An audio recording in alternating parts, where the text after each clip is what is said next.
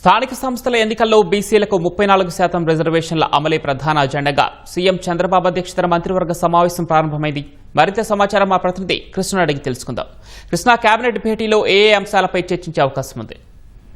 పవన్ కొద్దిసేపు క్రితమే సచివాలయంలోని మంత్రి బ్లాక్ లో ముఖ్యమంత్రి చంద్రబాబు అధ్యక్షతన రాష్ట్ర మంత్రివర్గం సమావేశమైంది. మొత్తంగా 57 వరకు ఎజెండా అంశాలు ఇందులో పెట్టినప్పటికీ ప్రధాన ఎజెండా మాత్రం ఈ బీసీలకు స్థానిక సంస్థల ఎన్నికల్లో 34% రిజర్వేషన్లు అమలే ప్రధానంగా చర్చ జరిగే అవకాశం ఉంది. అలాగే ఎన్నికల్లో ఇచ్చిన హామీ మేరకు ఏదైతే స్థానిక సంస్థల్లో బీసీలకు 34% రిజర్వేషన్లు కల్పించే అంశంపై మంత్రివర్గం కీలకంగా చర్చించనుంది. కేబినెట్ భేటీ అనంతరం బీసీలకు ఈ పట్టణ స్థానిక సంస్థల్లో 33.5%, పంచాయతీరాజ్ సంస్థల్లో 34.5% రిజర్వేషన్ కల్పిస్తూ కూడా జీవో జారీ చేయనున్నట్లుగా తెలుస్తుంది. ఏదైతే బీసీలకు రిజర్వేషన్లపై ఏర్పాటు చేసిన డెడికేటెడ్ కమిషన్ నివేదికపై ముందుకి ఎలా వెళ్లాలనే దాని మీదే కేబినెట్ లో కీలక నిర్ణయం తీసుకున్నారు. కమిషన్ నివేదికను అమలు చేస్తే బీసీలకు 34% రిజర్వేషన్లు వీలు పడదు కాబట్టి ప్రత్యామ్నాయాలు ఏంటి అన్న విషయంలో లోతుగా ఈ భేటీలో చర్చించుకున్నారు.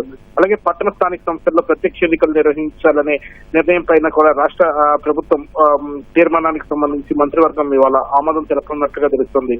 అలాగే ఉద్యోగాల కల్పన, పరిశ్రమలు, ఐటీ, ఇంధనం, పర్యాటక రంగాలకు సంబంధించి కీలక ప్రతిపాదనలపై కూడా నిర్ణయం తీసుకున్నారు. దాదాపు 10,000 పైచిలుకు పోస్టులతో కొత్త జాబ్ క్యాలెండర్ ప్రకటనపై ఒక నిర్ణయం కూడా తీసుకునే అవకాశం ఉంది.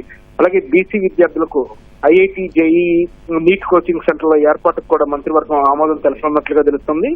రాష్ట్రంలో ప్రైవేట్ యూనివర్సిటీల ఏర్పాటుకు సంబంధించిన బిల్లు, ఉన్నత విద్యలో ఫీజుల నియంత్రణకు కొత్త కమిషన్ బిల్లుపై కూడా ఇవాళ మంత్రివర్గంలో కీలకంగా చర్చించి నిర్ణయం తీసుకున్నారు. అలాగే ప్రభుత్వ ఉద్యోగులకు హెచ్ఆర్ఏ పెంపు అంశంపై కూడా మంత్రివర్గంలో చర్చించి ఒక నిర్ణయం తీసుకున్నట్లుగా తెలుస్తుంది. అలాగే ఏపీ ఎస్బీసీఎల్ కు 5,000 కోట్ల రూపాయలకు సంబంధించిన వర్కింగ్ క్యాపిటల్ రుణం ప్రతిపాదనలపై కూడా ఇవాళ కేబినెట్ లో నిర్ణయం తీసుకున్నట్లుగా సమాచారం ఉంటుంది. అలాగే ఈ ఏపీ ట్రాన్స్ప్లాంటేషన్ బిల్ ఏదైతే ఈ అవయవ మార్పిడికి సంబంధించిన బిల్లుకు కూడా చట్ట సవరణ చేసి వాళ్ళ మంత్రివర్గంలో ఒక కీలక నిర్ణయం తీసుకున్నట్లుగా తెలుస్తుంది. అలాగే హంద్రీ యూనివర్సిటీ వంటి ఫేజ్ 2 ప్రాజెక్టుకి సంబంధించిన కూడా పాలనాపరమైన నిర్ణయాలకు రాష్ట్ర మంత్రివర్గంలో ఆమోదం తెలుపుతున్నారు. అలాగే ఇటీవల పెట్టుబడుల ప్రోత్సాహక మండలిలో తీసుకున్న నిర్ణయాలకు కూడా ఇవాళ మంత్రివర్గంలో ఆమోదం తెలుపుతున్నారు. తిరుపతి, సూర్యలంక, కేసరపల్లి, కాకినాడలో స్టార్ హోటళ్ల ఏర్పాటుకు సంబంధించిన ప్రతిపాదనలకు సంబంధించి కూడా మంత్రివర్గం ఒక నిర్ణయం తీసుకునుంది. వీటితో పాటుగా రాష్ట్రంలో ఈ హైబ్రిడ్ సోలార్ ప్రాజెక్టుల ఏర్పాటుకు సంబంధించి గ్రీన్ సిగ్నల్ ఇచ్చేందుకు కూడా మంత్రివర్గం నిర్ణయం తీసుకునుంది.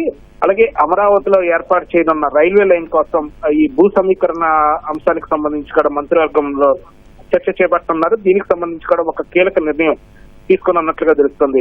అలాగే ఈ మేయర్లకు సంబంధించి ప్రత్యక్ష ఎన్నికలు నిర్వహించేందుకు చట్ట సవరణ ప్రతిపాదనలపై కూడా చర్చించి ఒక నిర్ణయం తీసుకున్నట్లుగా తెలుస్తుంది. ధన్యవాదాలు కృష్ణ.